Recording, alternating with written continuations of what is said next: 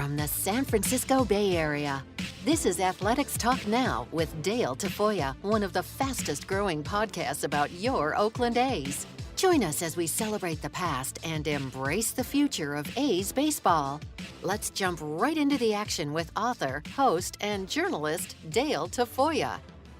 You know, I'm always inspired when I see an A's fan combine their commitment to the brand, passion for the franchise, and enthusiasm for its history and produce something great that reflects that ingredient. Some of you are so radical about the A's that it dictates your schedule.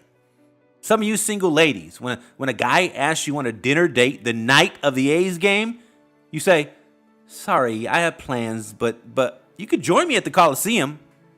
And the guys are like, "Come on, I'll take you to Ruth Chris, the House of Prime Rib, wherever you want." And you reply and say, "No thanks, but I'll be sitting in the right field bleachers." Then suddenly he comes and gets converted. A's fans are radical, and your creativity never stops amazing me. I get a kick out of this Oakland Pie guy who's a social media sensation, an A's fan who took his passion for the A's and created a pretty neat, fun character. There's another guy by the name of Bleacher Dave, who's a smooth-talking, intelligent A's fan who can energize a section at the Coliseum. You could see him passionately waving that green and gold flag back and forth.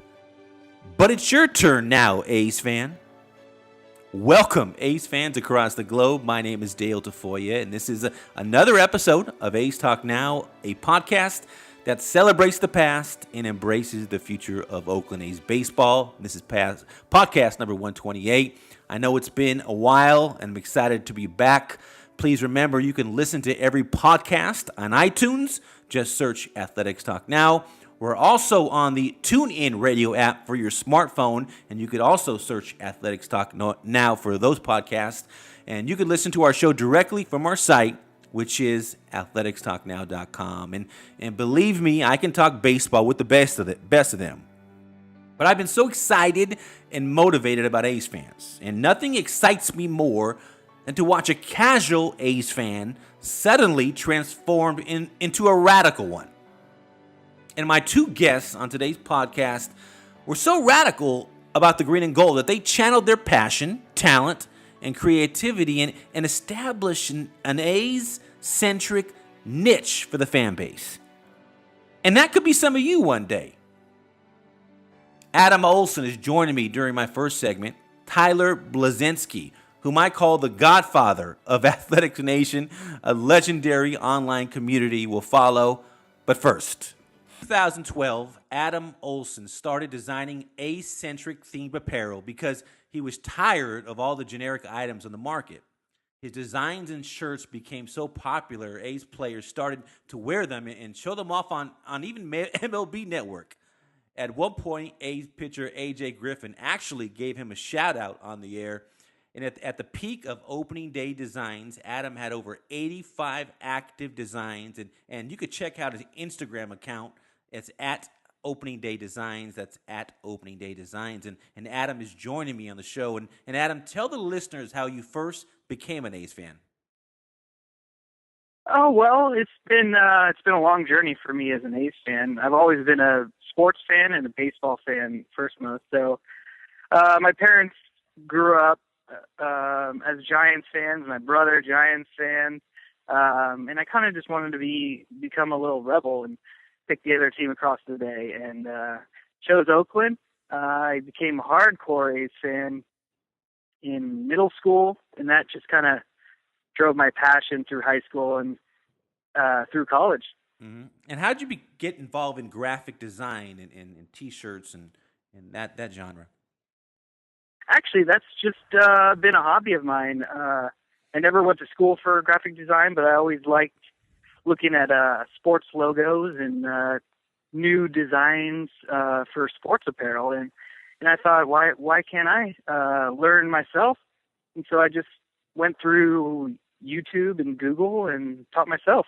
And Adam, I realize you're not as active designing shirts these days, but tell us about the birth of your dream when you started with one design and how it then snowballed into A's players actually wearing your shirts. Yeah, it was kind of bizarre. I just wanted to make one design. It was a Yoenis Cespedes shirt, said Yo Knows. I designed it, printed it, and wore it to a couple games, and fans would come up to me and ask me where I got the shirt, because in the stadium you can only get generic shirts. If you want a Cespedes shirt, it's going to be a jersey with his name and number, and that's basically it. And I just started giving out my email, and people responded, and they took to it, and I had them request any players that they wanted, and just went from there. And I know I saw a Bartolo Colon one that I thought was hilarious, and that was my favorite. Do you have probably a most favorite one that you ever created, and that was the most popular among the fan base? Well, the ridiculous shirt took off pretty good in 2012. As you know, Josh Reddick went off, and he was pretty much the fan favorite out of everybody. And so that was the best seller. It's really hard to pick and choose which design I like the most. I really like my Stairway to Blevins shirt. That was fun to make. And what was that concept, Adam? Stairway to Heavens is a song, and I tried to base the design off of the cover for that song from Led Zeppelin. Interesting. What was the most rewarding part of producing these designs and shirts? I thought just seeing people wear them around the stadium, that was the greatest. I would see designs, and I wouldn't go up to someone and say, "Hey, that's mine."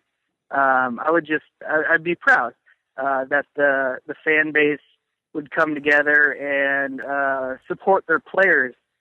As like I said, a lot of generic things are available to the fan base, and I was happy to see us have some options.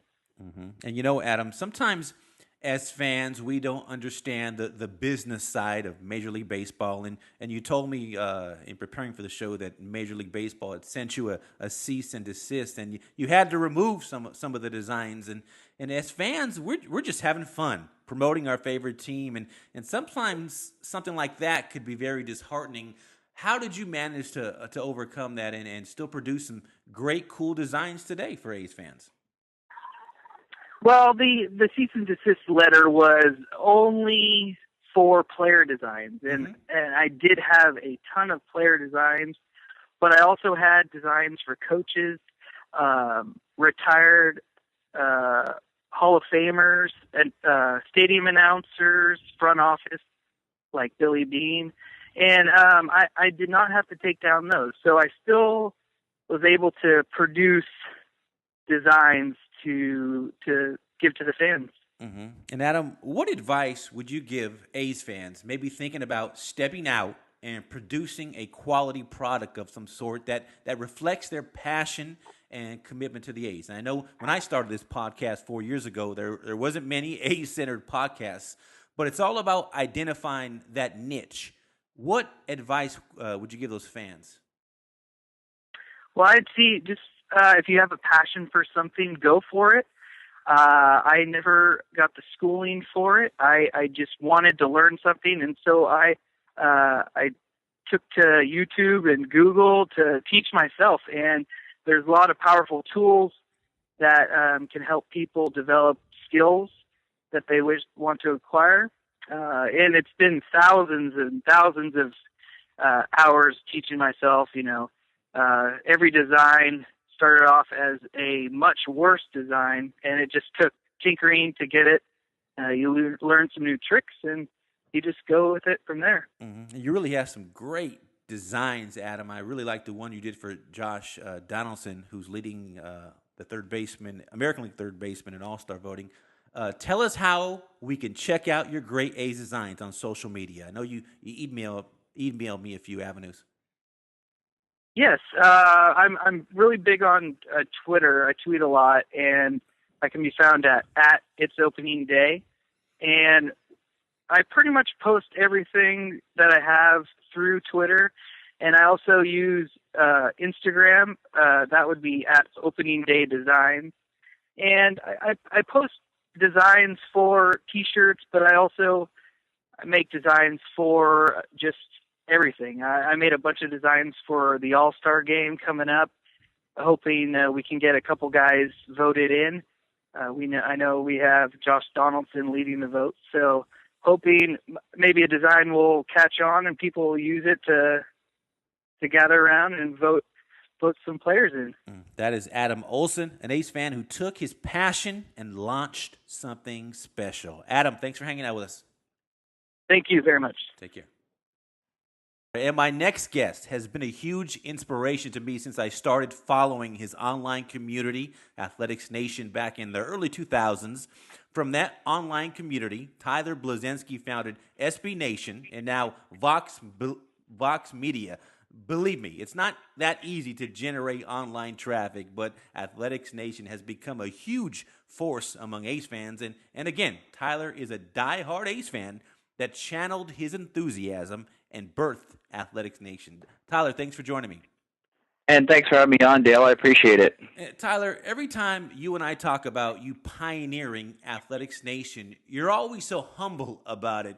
How did you go from being an A's fan with an idea to launching one of the most influential online communities in professional sport? It's kind of a long and involved story, but I'll give you the short version. Sure. Basically, I was a reporter who had made the decision to move over to public relations because my wife was also a reporter. And anyone who's in the field of journalism knows that you can't really survive unless you want to live on ramen noodles if you both want to be reporters. So I had sort of done the Billy Bean thing and made a decision to switch over to public relations, taking the money basically.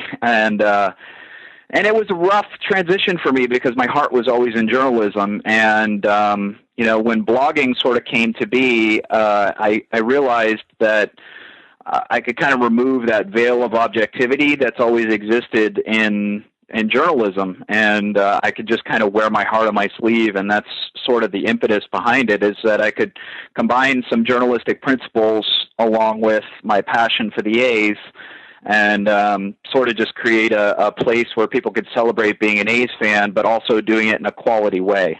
And many people just see the finished product, Tyler, of something great and go, "Wow, what an accomplishment!" But as most know, it's rarely a smooth ride. What was your biggest challenge developing A&N into what it became? My biggest challenge was obviously, I think in a way, sort of reaching critical mass. There was a diehard community of A's fans who kind of rallied around and became a small, close-knit community at the beginning, and there's always growing pains involved when you try and upset the apple cart, so to speak, and bring in a lot more people into that tight-knit community. And that's sort of like that finding the balance between having a great community while also maintaining a growth path, to me, is always the challenge and is always the balancing act. And to me, to this day, it's still a bit of a challenge with all of our communities because, like I said, we value community, I think, more than most sports media does, which is one of the reasons why we've grown at the rate we have. But at the same time, like, making sure that you reach a new audience is always a challenge, and meshing them in with the new community is I think, the toughest job that we have as team bloggers. And when I started checking out the site out in the early 2000s, I think it started in 2004, one thing I noticed is that A's GM Billy Bean always gave you time for an interview, and that was rare for a baseball executive to grant an interview to a quote unquote blog. Describe how your relationship with Billy has evolved over the years. My relationship actually with the team has sort of evolved a little bit too, because I used to just I think that I followed the team from very much a blind passion fan viewpoint who just loved the team out of blind loyalty. And as over the years I've developed a friendship with Billy, I've sort of started to root for the A's to win so that Billy's legacy becomes more cemented. And like that's sort of the prism with which now I view the A's. So it's not necessarily the most unbiased perspective because, I'll be really forthcoming and say that, Billy is a friend of mine and like I want him to succeed and I think the world of the man because he validated AN before anybody else really ever gave it a look. I mean, we had a small community, but he really validated it by sitting down with me and doing that first interview. And I think there was like an instant connection when he and I met in person because it was funny. His assistant basically said to me before we got together, and we met in Sacramento. I was living in Sacramento at the time. I interviewed him in the Sacramento River Cats dugout. And he like his assistant said, Billy only has 20 minutes, like that's the max. So make sure you make everything quality.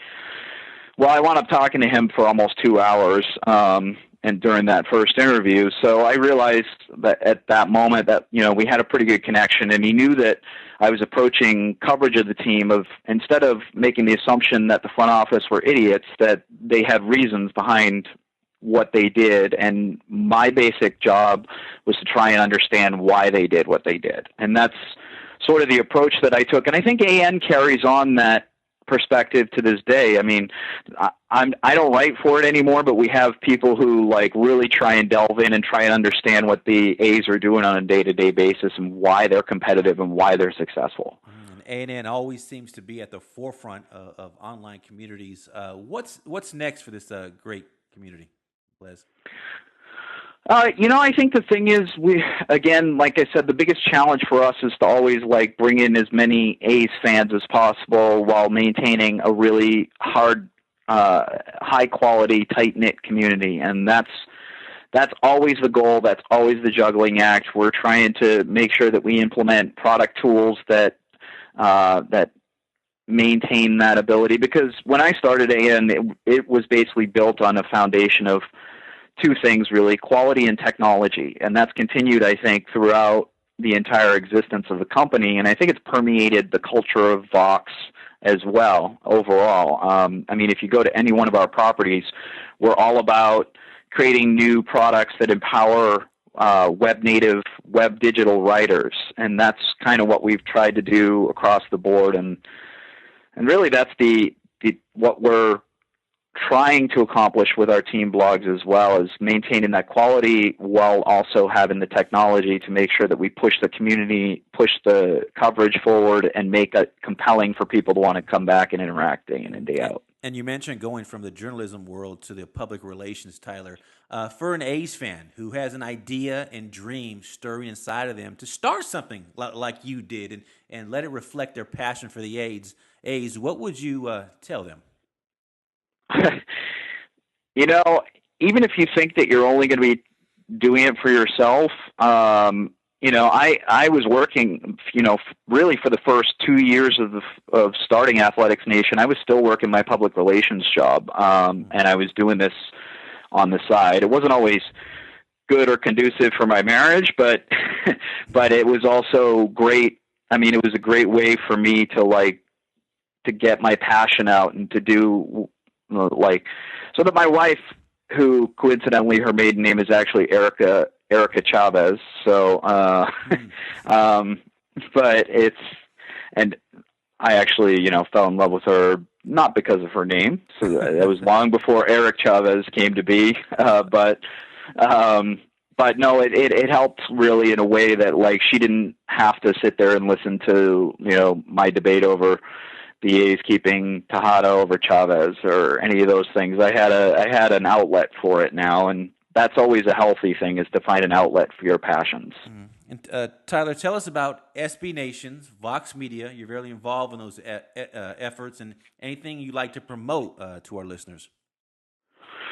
Well, the big thing that we have going on at Vox right now, and we launched, I think it was about a month ago now. I don't remember the exact date, but it was Vox.com, which is really more of a general news site. It's trying to really understand and delve into the news and look at it in a way that I think, Ezra Klein, who came over from the Washington Post, he wanted to he said that news. He had this great line about news being very much a sort of the vegetables of your dinner every night, and we wanted to get away from that being the thought process around news and just make it more interesting and more digestible and more easy to consume, while also making you a more intelligent news reader. So I think they've done a phenomenal job. We've had an awesome launch, even though it was more of a soft launch, with not all of the tech products launched along with it. But we're still building it out, and the buzz around it is enormous. And it's been, and like I said, it's been all about them doing a quality job while maintaining our technology platform and using it to empower what they're trying to do.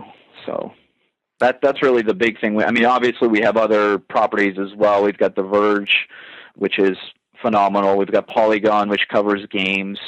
We've got Curbed, Eater, and Racked, which, they cover real estate, eating, restaurants, and shopping. So we really cover the gamut of everything these days, and it's just surprising to me sometimes when I look at it all and realize that it all was born out of the passion of a single A's fan. So that's a very just something to keep in mind, is that you never know what your passion can eventually blossom into. And I feel very lucky and very fortunate as I sit here in last summer I built a little addition onto my house because I work from home. So I wound up painting my tiny little office, which is about the size of John Malkovich's head, and being John Malkovich. It's really tiny, but I made sure that I painted it green and gold in honor of basically the office that Billy wound up building. So, what an incredible story. Hey, Tyler, as always, thank you for your time, and keep pushing, brother. My pleasure. Thanks. Appreciate you having me on, Dale. No problem. Take care. And thank you, Ace fans, for joining me on another episode of Athletics Talk Now, where we celebrate the past and embrace the future of Oakland A's baseball. I hope this podcast stirs you up, motivates you, inspires you, and compels you to take your passion for the A's and dream big. We'll talk soon, A's fans.